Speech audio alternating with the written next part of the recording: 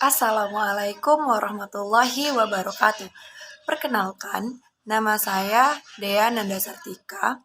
Saya merupakan mahasiswa program studi Pendidikan Sejarah Fakultas Keguruan dan Ilmu Pendidikan Universitas Riau.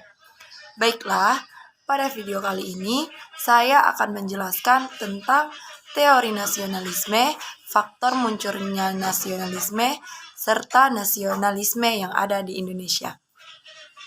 Nasionalisme adalah suatu paham yang menciptakan dan mempertahankan kedaulatan sebuah negara dengan mewujudkan satu konsep identitas bersama untuk sekelompok manusia yang mempunyai tujuan atau cita-cita yang sama dalam mewujudkan kepentingan nasional.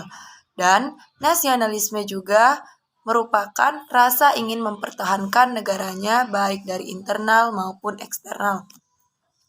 Para nasionalis menganggap negara adalah berdasarkan beberapa kebenaran politik, bersumber dari teori romantisme yaitu identitas budaya, debat liberalisme yang menganggap kebenaran politik adalah bersumber dari kehendak rakyat atau gabungan dari kedua teori itu. Adapun beberapa bentuk dari nasionalisme dapat menonjolkan dirinya sebagai sebagian paham negara atau gerakan yang bukan negara atau yang populer berdasarkan pendapat warga negara, etnis, budaya, keagamaan, serta ideologi. Kategori tersebut lazimnya berkaitan dengan kebanyakan teori nasionalisme yang mencampur adukan sebagian atau semua elemen tersebut. Nasionalisme kewarganegaraan atau nasionalisme sipil adalah sejenis nasionalisme di mana negara memperoleh kebenaran politik dari penyertaan aktif rakyatnya atau kehendak rakyat, perwakilan politik. Teori ini mula-mula dibangun oleh Jean-Jacques dan menjadi bahan-bahan tulisan. Antara lain tulisan yang terkenal adalah buku Du Kontrak Sosial atau dalam bahasa Indonesia mengenai kontrak sosial. Selanjutnya yaitu nasionalisme etnis adalah sejenis nasionalisme di mana negara memperoleh kebenaran politik dari budaya asal atau etnis sebuah masyarakat. Dibangun oleh Johann Gottfried von Herder yang memperkenalkan konsep Volk atau dalam bahasa Jerman yaitu rakyat. Kemudian, nasionalisme romantik atau juga disebut nasionalisme organik atau nasionalisme identitas adalah lanjutan dari nasionalisme etnis di mana negara memperoleh kebenaran politik secara semula jadi atau organik hasil dari bangsa atau ras. Menurut semangat romantisme, nasionalisme romantik adalah bergantung kepada perwujudan budaya etnis yang menempati idealisme romantik, kisah tradisi yang telah direka konsep nasionalisme romantik, misalnya Grimm bersaudara yang dinukilkan oleh Herder merupakan koleksi kisah-kisah yang berkaitan dengan etnis Jerman. Selanjutnya yaitu adalah nasionalisme budaya, merupakan sejenis nasionalisme di mana negara memperoleh kebenaran politik dari budaya dan bersama atau dari sifat keturunan seperti warna kulit, ras, dan sebagainya. Contoh yang terbaik ialah rakyat Tionghoa yang menganggap negara adalah berdasarkan kepada budaya. Selanjutnya yaitu nasionalisme kenegaraan, merupakan variasi nasionalisme kewarganegaraan yang selalu digabungkan dengan nasionalisme etnis. Perasaan nasionalistik adalah kuat sehingga diberi lebih keutamaan mengatasi hak universal dan kebebasan. Kejayaan suatu negeri selalu kontras dan berkonflik dengan prinsip masyarakat yang demokrasi. Selanjutnya yaitu nasionalisme agama.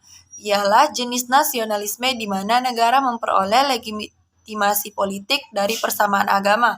Walaupun begitu, lazimnya nasionalisme etnis adalah dicampur adukan dengan nasionalisme keagamaan. Misalnya seperti di Irlandia, semangat nasionalisme bersumber dari persamaan agama mereka yaitu Katolik.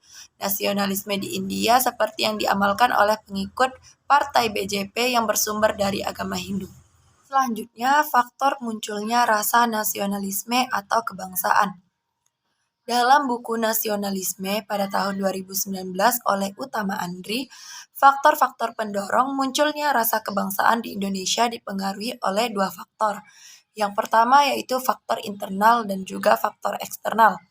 Faktor internal yaitu munculnya rasa kebangsaan Indonesia. Yang pertama, karena kenangan kejayaan pada masa lalu. Yang kedua, perilaku Belanda yang menyengsarakan rakyat. Yang ketiga, timbulnya kembali golongan pertengahan kaum terpelajar. Yang keempat, munculnya kelompok terpelajar Islam. Dan yang kelima, semangat persamaan derajat.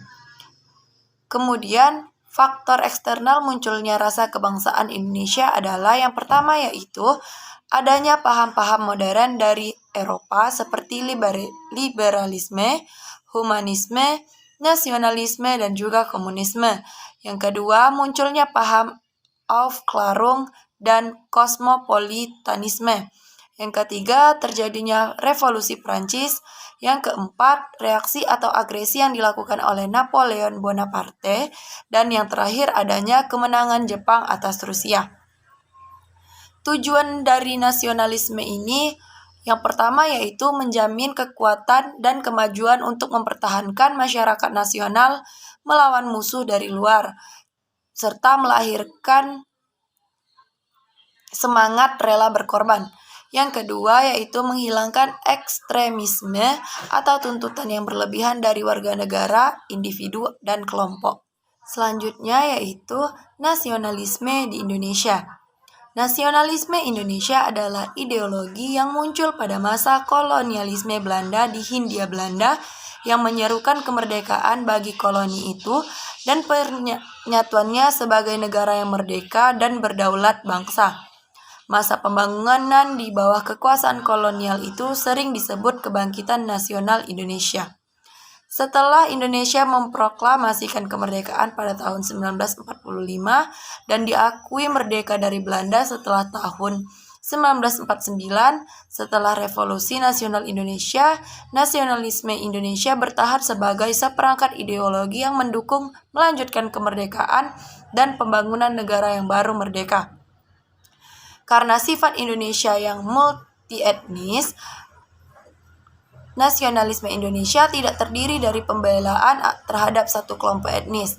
Terkadang diwujudkan sebagai nasionalisme kewarganegaraan, nasionalisme agama, dan nasionalisme sayap kiri.